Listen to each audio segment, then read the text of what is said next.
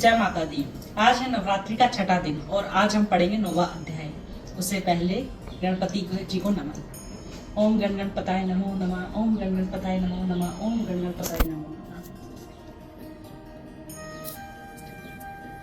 जय मां जय बोले, ए ऋषि महिमा सुनी अपार, रक्त बीज को युद्ध में चंडी दिया संहार। कहो ऋषिवर अब मुझे सुम निशुम का हाल, जगदम्बे के हाथों आया कैसे काल। ऋषि राज कहने लगे, राजन सुन मन लाए, दुर्गा पाठ का कहता हूँ अब मैं 9वां अध्याय। रक्त बीज को जब शक्ति ने रण में मारा, चला युद्ध करने निशुम्भ ले कटक अपारा। यानी कि जब उनका रक्त बीज जो था, जो महाअसुर था, वो खत्म हो गया तो निशुम्भ खुद लड़ने के लिए आगे आया। चारों ओर से दैत्यों ने शक्ति को घेरा, तभी चढ़ा माँ काली को भी क्रोध घनेरा। यानी कि उन्होंने चारों ओर से माँ को घेर लिया तो माँ काली और क्रोधित हो गई। महाप्राक्रम में शुम्भ लिए सेना को आया, गदा उठाकर महाचंडी को मारन धाया। देवी और दैत्यों के तीर लगे फिर चले, बड़े बड़े बलवान लगे मिट्टी में मिलने। रण में लगी चमकने वो तीखी तलवारें, चारों तरफ होने लगी भयंकर ललकारें। दैत्य लगा रणभूमि में माया दिखलाने, एक से लगा अनेक रूप बनाने। चंडी काली अंबिका ने त्रिशूल चलाए, क्षण भर में वे योद्धा सारे मार गिराए। शुम्भ ने अपनी गदा घुमा देवी पर डाली, काली ने तीखी त्रिशूल व काट व डाली। सिंह चढ़ी अंबिका ने कर प्रलय दिखलाई, चंडी के खंडे ने हाहाकार मचाई। भर पर खप्पर दैत्यों के लहू पी गई काली, पृथ्वी और आकाश में छाई खून की लाली। अष्टभुज ने शुम्भ को सीने मार भाला, दैत्यों को मूर्छित करके उसे पृथ्वी पर डाला। शुम्भ गिरा तो चला निशुम्भ, भरा मन क्रोधा, अट्टहास कर ज्यादा बलशाली होता। यानी कि दोनों भाई शुम्भ और निशुम्भ मां से युद्ध करने लगे और कैसे उनका युद्ध हुआ, इसमें सारा वही वर्णन किया गया है। अष्टभुजी ने दैत्यों को मारा छाती तीर, हुआ प्रकट फिर दूसरा दाती से बलवीर। बड़ा वे क्रोध, दुर्गा की तरफ हाथ लिए हथियार, खड़क लिए चंडी बड़ी किए दैत्य संहार। शिव दूते ने खा लिए सेना के सब वीर, को मारी छोड़े तभी धनुष से लाखों तीर। ब्रह्मांड ने मंत्र पढ़ फेंका उन पर नीर, भस्म हुई सेना सब देवन बांधा धीर।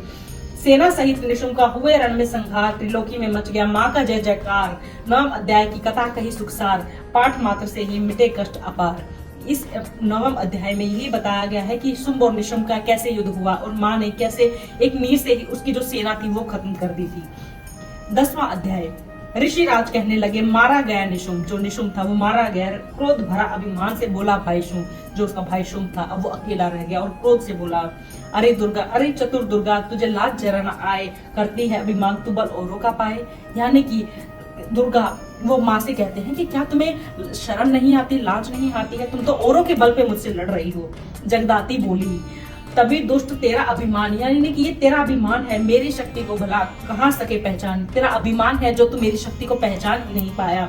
मेरा ही त्रिलोक है, मेरा ही सारा विस्तार, मैंने ही उपजाया है ये सारा संसार। चंडी काली इंद्री सभी है मेरे रूप, मैं ही अंबिका हूँ मेरे सभी स्वरूप।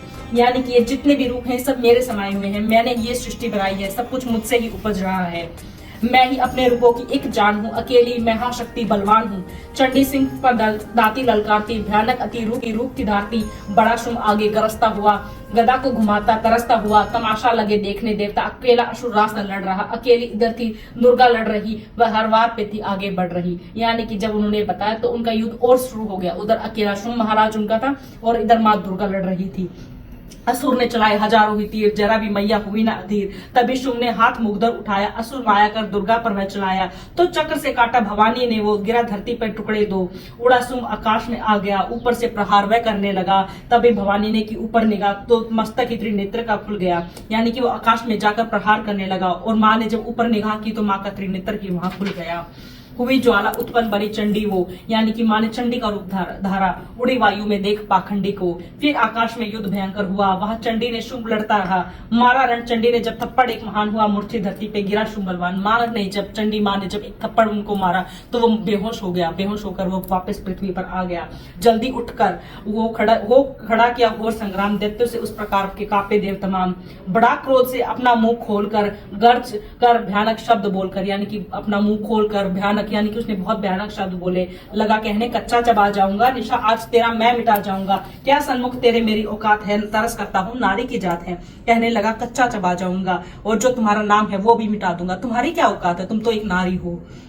मगर तूने सेना मिटाई मेरी, अग्न क्रोध तूने बढ़ाई मेरे हाथ से बचने ना पाओगी, मेरे पांव नीचे बस जाओगी। तो उसने कहा कि नारी है, शायद मैं बख्श भी देता, पर तुमने मेरी सेना मिटाई है, तुमने मेरे क्रोध को बढ़ाया है, मेरे हाथ से नहीं बच पाओगी, मेरे पांव नीचे पिस जाओगी।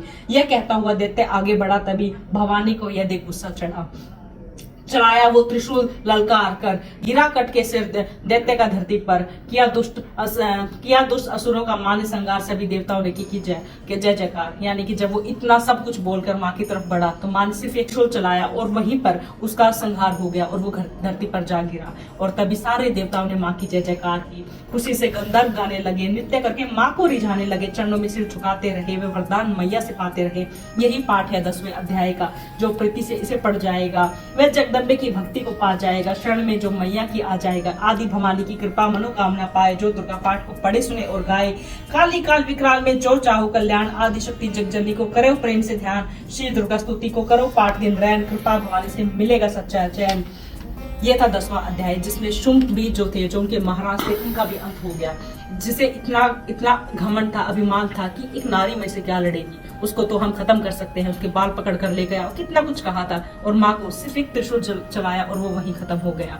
तो यही है माँ की शक्ति। हम अब पढ़ेंगे, कल पढ़ेंगे हम 11वां अध्याय। तब तक जय माता दी, जय माता दी, जय माता दी।